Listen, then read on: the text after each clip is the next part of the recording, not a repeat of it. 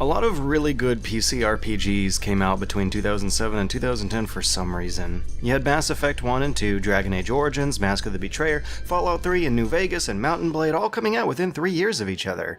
And kicking all that off was The Witcher, which I remember liking way better than all of those, except for maybe New Vegas. And I also remember the first year of that 2007 release being a pretty big deal for Eastern European developers. Because over there, The Witcher has been a little bit of a big deal for a long time. They advertise this stuff on billboards. Before the first game's release in 2007, The Witcher was already a well-established brand with this series of pulpy Polish paperbacks that were very highly regarded from the early 90s. The TV show, not so much though. Although over 2 million copies of the books were sold in Eastern Europe, it was almost 20 years before any of them were translated into English, and that move only came in 2007 with the worldwide release of the game. And just one sequel later, it suddenly turned into a symbol of some kind of international pride, with the Polish Prime Minister including a copy of it in Obama's care package during a meeting. The Witcher. Stworzono tutaj w Polsce Wiedźmina. The latest game, though, has gone mainstream. With 8 million sales between all 3 games, it's easy to imagine these games eclipsing the books they were based on. So with the third game upon us, and with a lot of fond memories of the first, I decided to do it legit and play the whole series all over again, complete with a reading of The Last Wish. While this is actually the second book in the series, it's the one that fans generally recommend people read first. It's a collection of short stories that all take place in the beginning of the series timeline, and were actually published before the first book, just not in book form. It's pretty confusing because you have 2 anthologies of short stories before a saga of novels written as sequels to the anthologies, but anyways, let's see what's in here.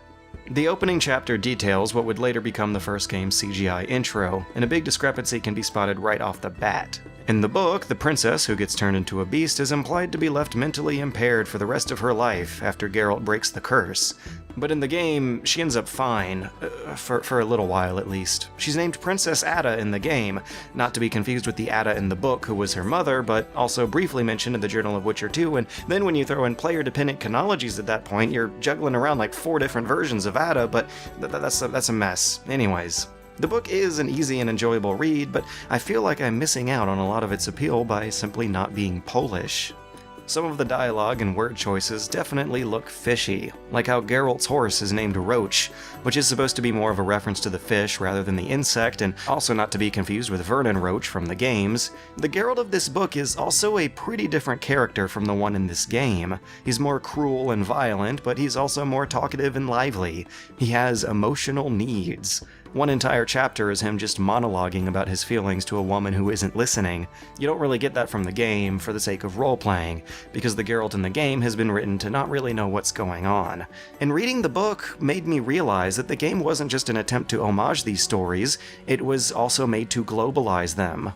At the end of the book series, Geralt dies, which would be a spoiler alert were it not the very first scene of the game, at which point the game's writers have pulled a whole new continuity out of their asses to keep him going. Having lost his memory from the supposed injuries, he knows just as much about the world as we do, letting a whole new audience discover this universe freshly, without having to go through a decade of source material. But what I did find enjoyable about going through the book was exactly what I found enjoyable about going back through the game. The Witcher advertises itself as a dark fantasy, which might conjure up dreary brown images of your Dragon Ages and Game of Thrones, but really, when you sit down and just look at the words on the page, or the images on the screen, it's quite idyllic, bright, colorful stuff. The Witcher is still a gorgeous game. A couple mods I put on buffed up the textures and let me turn off the HUD to keep this 8-year-old game flaunting environments that are just gorgeous to walk through and soak up. These lovely lakeside views and bustling medieval markets were built with a masterstroke of a map-making brush. Your advantaged viewing angles are crowded with lots of moving people and animals who follow a very detailed day and night schedule. The first Witcher game does 3 things very, very well: taverns, towns, and peasants. It's an obsessively detailed homage to the simple life, a pastoral ideal that's very warm and comforting until the inevitable climaxes of each act, when you learn it was all a lie. The taverns are dirty dens of drugs and violence. The towns are all ramshackle huts that don't pass a closer inspection. and the peasants resemble a scathing, almost hateful portrayal of feudal serf stereotypes. Their depravity rationalizes Geralt's own cynicism. The games go on to focus on the complicated pretend politics of this universe, but the first book shows a universe barely constrained by rules. It's a madhouse of fairy tales gone real, a collection of stories about talking monsters plucked from European folklore whose episodes always end with this edgy postmodern 90s twist in which Geralt has to decide what does and doesn't count as a monster. And I feel like the tone of that first book is best represented in Act 4 of the first game, whose surreal, fairy tale backdrop had me falling just as in love with this game as I was 8 years ago. Recognizing those fairy tales is important, and in Act 4 we have Arthurian and Lovecraftian influences easing The Witcher's new worldwide audience into something a little weird. Something that this new audience might find exotic. But up until that high point, much of the game is a slog. I can't believe how many people I've talked to who picked it up and got bored by the end of Act 1, which is sad. The Witcher has a serious pacing problem. Its main quests route you through incredibly inefficient fetches, from A to B, past long loading screens and longer walks, over and over again.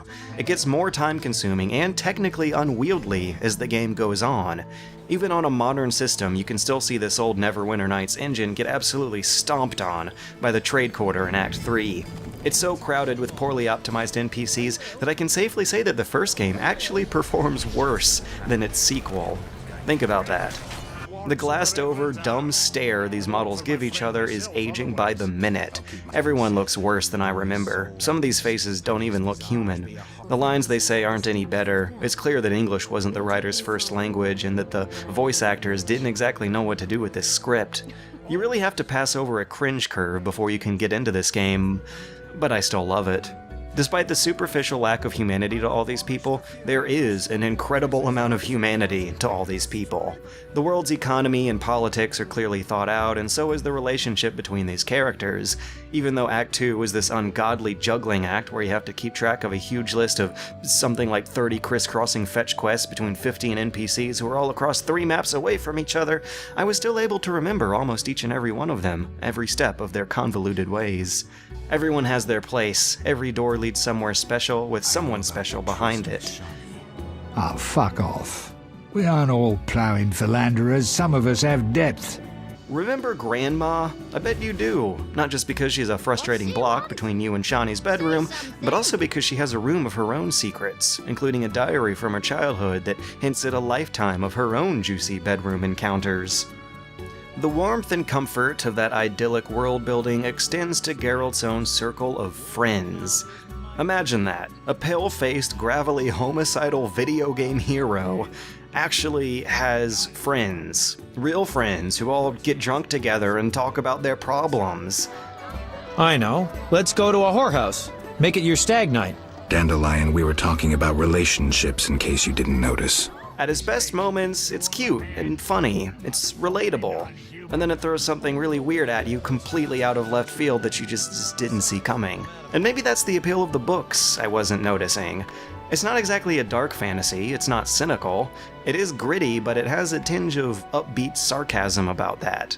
The first book is a collection of anecdotes about what would seemingly go wrong when a world full of as much socio-political bullshit as our own also has to put up with a bunch of supernatural bullshit to go with it. For the reader, all these monsters and curses have already existed in our own world for thousands of years, but as folklore, tropes, and cliches. The book smirks and says that if a big manly hero were to come out of nowhere to slice up a bunch of bad guys to save a damsel in distress just in time, she'd probably puke and pass out and he'd feel horribly guilty about the whole ordeal forever. It would just be awkward for everyone. Although Geralt sure can hunt monsters and break curses super good, it doesn't exactly improve everyone's lives at the end of the stories. There's always a smarmy, ironic plot twist that just brings everyone back to where they started. So it takes itself seriously just when it feels the need to respond to tired conventions. And that's an interesting attitude to take in a genre dominated by overbearing convention, and in a product that relishes in some of the schlockiest conventions. The Witcher sure looks, feels, and sounds like your usual Tolkienian Western RPG, but somewhere deep down inside there, its values are very different. This game came from the last remaining pagan country in Europe. Act 4 has maypoles and goddesses, and people are frolicking around naked in the woods. It's nuts. And one thing I've actually never seen before in my entire life are these European versions of totem poles called Balvan. Good luck googling that, because that's the same Polish word for snowman. Sourcing the fantasy of The Witcher is actually pretty hard to do. The Vodyanoi, Koshi, and Rusakas do share names, but not descriptions with Slavic folk creatures. But most of the quests in these games and the stories of the books are actually just retellings of Anglo-Saxon fairy tales, probably because a lot of truly unique Slavic folklore didn't survive. It wasn't written down during the pagan days, and afterwards it was actively suppressed during the Northern Crusades, which may nicely be analogous to the Witcher's monotheistic Order of the Flaming Rose, who fit the description of zealous Teutonic knights so well that it's hard not to make the comparison. But the rest of the motif seems to be your usual Norse elves and dwarves, as popularized by Tolkien and visualized by Peter Jackson. But for Westerners who aren't used to even the lightest of references to Iron Age Slavic mythology, there's just enough of a unique flavor in there to make this game a real treat. And that's what's fun about The Witcher. It's fun peeling back the layers, finding out the hidden depth behind what is a very drab game to look at, and a janky one to play. Geralt has a real problem with authority. Much of your combat is spent pressing buttons twice, because he doesn't seem to think you mean business the first time. Once you're locked in and fighting stuff, all you can really do is just click to make an animation play. But I still love it. I love all the grounded, lore-appropriate preparation you have to do ahead of time, and how much depth that adds to the gameplay that isn't even abstracted. There's a really complicated alchemy system that is actually perfectly explained by the lore. These characters look monstrous. Everyone talks like there's something stuck up their ass, but I still love it. It's terrible. It's lovably terrible. It's completely shameless. Thanks to fantasy bullshit context, Geralt is immune and sterile, which means the writers gladly wrote in opportunities for him to have consequence-free casual sex with their motley assortment of sexually charged vending machines who get turned into baseball cards and shuffled away. Which, by the way, doesn't happen a lot in this book. The setups, the pickup lines, and the presentations are so bad, they are so hilariously bad, that I love it. The fate of the world is in the balance, and you're thinking about sex? Oh, what the hell. Strip. But hey, at least one of those encounters seems kind of believable, which is like one more than most games have. I guess when you're going for a shotgun approach to deliberately filling your video game with as many bad sex scenes as possible, at least one of those pellets might hit the target. So that's great. Great standards I got here. If you try as hard as possible to be objective about it, then literally everything in The Witcher leaves room for improvement. Except the music. The music's objectively perfect, because that's how that works. It's a game that barely holds itself together before the last chapter spams a bunch of enemies down a really long tunnel for a climax that was obviously phoned in.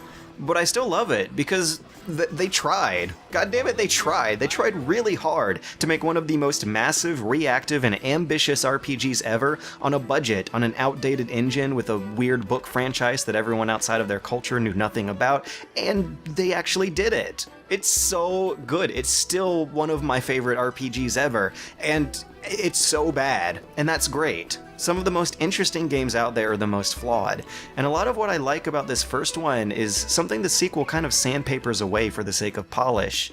I guess I'll see for myself soon enough as I continue to replay through The Witchers.